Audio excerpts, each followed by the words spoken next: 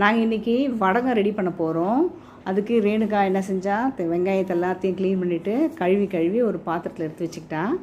அதுக்கப்புறம் சின்ன சின்னதாக கட் பண்ணி அதில் போட்டு வச்சுருக்கா. இப்போ வந்து அந்த கட்டரை வச்சு நாங்கள் வடகம் ரெடி பண்ணுறதுக்கு எப்படி நாங்கள் சின்ன சின்னதாக கட் பண்ண முடியுமோ அந்த மாதிரி கட் பண்ணி அந்த பிளேட்டில் போடுவார் ரேணுகா.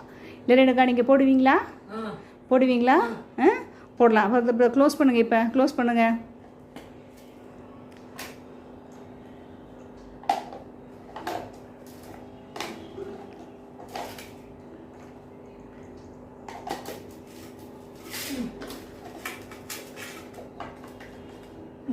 க்ளோஸ் பண்ணுங்கள்.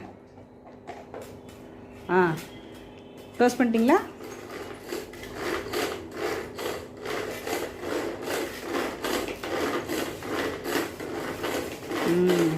இப்போ பொடி பொடியாக கட் பண்ணி அவள் அந்த பிளேட்டில் போடும். ஓப்பன் பண்ணி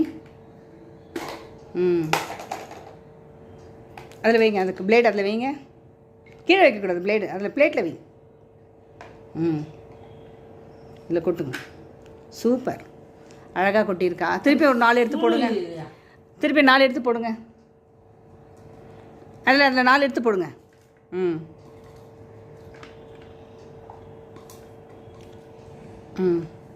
அதில் 4 எடுத்து போடுங்க.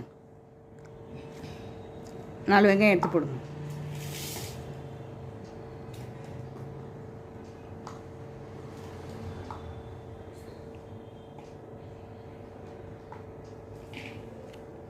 போகிறோம்.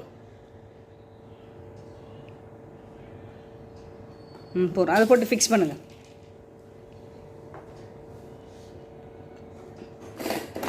இல்லை, பிளேடு வச்சுட்டு ஃபிக்ஸ் பண்ணிவிட்டு அப்புறம் அந்த வெங்காயத்தை போடணும்.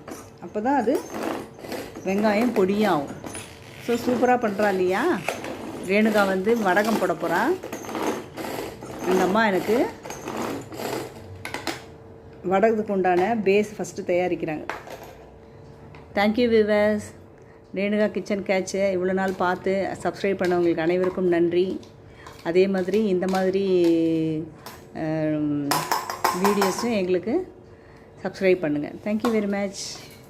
தேங்க்யூ வியூவர்ஸ் சொல்லுறேன். இங்கே இதை பார்த்து சொல்லுங்கள். Thank you viewers. Okay, thank you very much. இன்னொரு தடவை போடு. கரெக்டாக ஃபிக்ஸ் பண்ணு. போடு. கரெக்டாக ஃபிக்ஸ் ஆயிடுச்சா?